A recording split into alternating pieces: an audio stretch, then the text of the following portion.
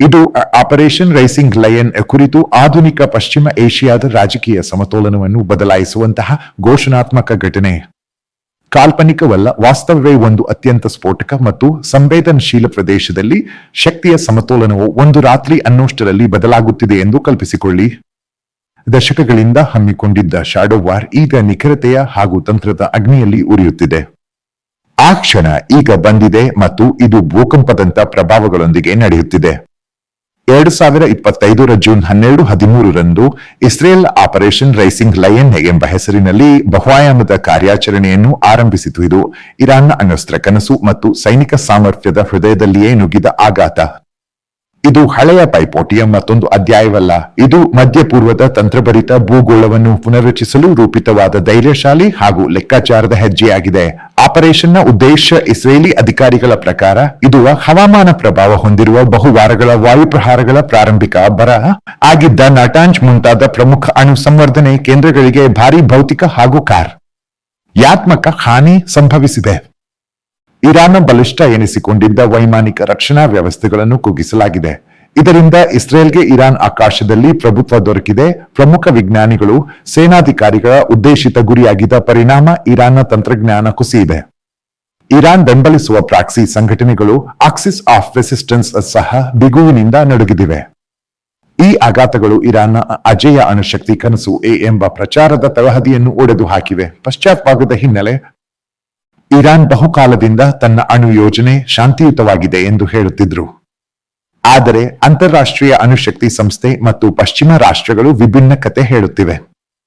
2025 June 12 IAEA 7 ದಶಕಗಳ ನಂತರ ಮೊದಲ ಬಾರಿಗೆ ಇರಾನ್ ವಿರುದ್ಧ ತೀವ್ರ ಟೀಕೆ ವ್ಯಕ್ತಪಡಿಸಿತು. ಇದರ ಪ್ರತಿಕ್ರಿಯೆಯಾಗಿ ಇರಾನ್ ಹೊಸ ಎನ್ರಿಚ್ಮೆಂಟ್ ಕೇಂದ್ರ ಹಾಗೂ ಸುಧಾರಿತ ಸೆಂಟ್ರಿಫ್ಯೂಜ್ಗಳ ಘೋಷಣೆ ನೀಡಿತು.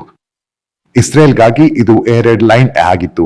ಈ ಸಂಘರ್ಷ ಹೊಸದಲ್ಲ. 2010 ಸ್ಟಕ್ಸ್ನೆಟ್ ಸೈಬರ್ ಹ್ಯಾಂಕಿನಿಂದ ಹಿಡಿದು 2020 ನಾಟಾಂಜ್ ಸ್ಫೋಟ, 2020 ಮೊಹ್ಸೆನ್ ಫಕ್ರಿಜಾದೆಹ್ ಹತ್ಯೆ ಎಲ್ಲವೂ ಶಾಡೋ ವಾರ್ನ ಭಾಗವಾಗಿದ್ದು ಈಗ ಅದು ಮುಕ್ತ ಯುದ್ಧವಾಗಿದೆ.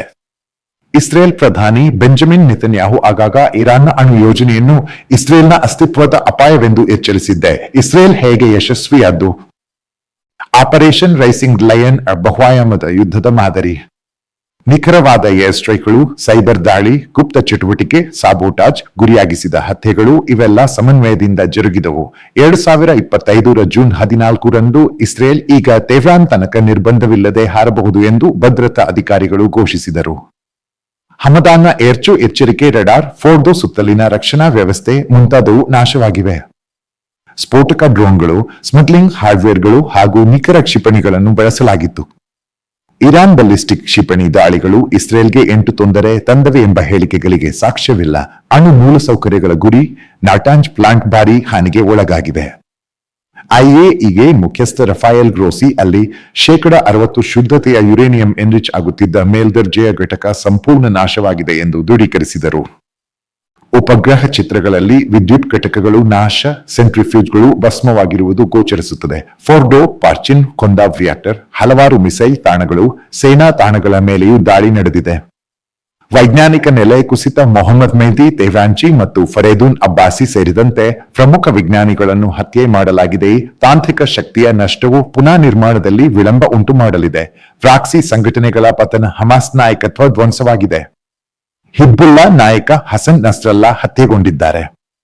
ಗ್ರೀನ್ ಪೀಪರ್ ಎಂಬ ಆಪರೇಷನ್ ಮೂಲಕ ಹಿಜ್ಬುಲ್ಲಾ ಉಪಕರಣಗಳನ್ನೇ ದ್ವಂದ್ವಾಸ್ತ್ರಗಳಾಗಿ ತಿರುಗಿಸಲಾಯಿತು. ಈ ಮೂಲಕ ಅವರ ಮೋರಲ್ ಕುಸಿದಿವೆ. ಇರಾನ್ ಪ್ರತಿಕ್ರಿಯೆ ಪ್ರಧಾನವಾಗಿ ನಿರಾಕರಣೆ ಮತ್ತು ಗರ್ವದ ನಾಟಕ. ಪ್ರಾರಂಭದಲ್ಲಿ ನಾಟಾಂಜ್ ನಷ್ಟವನ್ನಷ್ಟೇ ಒಪ್ಪಿಕೊಂಡು ಉಳಿದ ದಾಳಿಗಳನ್ನು ಕಣ್ಮರೆಯಾಗಿಸಲು ಪ್ರಯತ್ನಿಸಿದರೂ ಸತ್ಯ ಬಹಿರಂಗವಾಗಿದೆ. ನಾಗರಿಕ ಹಾನಿ, ವಿಜ್ಞಾನಿಗಳ ಸಾವು, ಸೇನಾ ತಾಣಗಳ ನಷ್ಟಗಳು, ಇಸ್ರೇಲ್ ವೈಮಾನಿಕ ಪ್ರಭುತ್ವ ಅದ್ಯಂತ ಉಳಿದಿದೆ. ಭವಿಷ್ಯದ ದಿಕ್ಕು. ಈ ಕಾರ್ಯಾಚರಣೆ ಇರಾನ್ನ ಅಣು ಯೋಜನೆಗೆ ಕೆಲವೊಂದು ವರ್ಷಗಳ ಹಿಂದೆ ತಿರುಗಿಸುತ್ತಿದೆ. ತಾಂತ್ರಿಕ ಸಾಮರ್ಥ್ಯ, ಮೂಲಸೌಕರ್ಯ ಹಾಗೂ ಪ್ರಾಕ್ಸಿಗಳ ನಷ್ಟದಿಂದ ಇರಾನ್ ಹಿಂದೆ ಹೋಗಿದೆ. ಫೋರ್ಡೋ ಮುಂತಾದ ಆಳದಲ್ಲಿರುವ ತಾಣಗಳ ನಿರ್ಮೂಲನೆಗೆ ಅಮೆರಿಕದ ಬೆಂಬಲ ಅಗತ್ಯವಿರಬಹುದು. ರಷ್ಯಾ ಚೀನಾದ ಪ್ರತ್ಯುತ್ತರ ಗಂಭೀರ ಅರ್ಥ ಪಡೆದುಕೊಳ್ಳಲಿದೆ. ಉಪಸಂಹಾರ. ಆಪರೇಷನ್ ರೈಸಿಂಗ್ ಲಯನ್ ತಂತ್ರದ ವಿಜಯವಾಗಿದೆ. ಇದು ಇರಾನ್ನ ಅಣ್ವಸ್ತ್ರ ಕನಸುಗಳ ದುರ್ಬಲತೆ ಹಾಗೂ ಸೈನಿಕ ಯಂತ್ರದ ಭ್ರಾಂತಿಯನ್ನು ಬಿಚ್ಚಿಟ್ಟಿದೆ.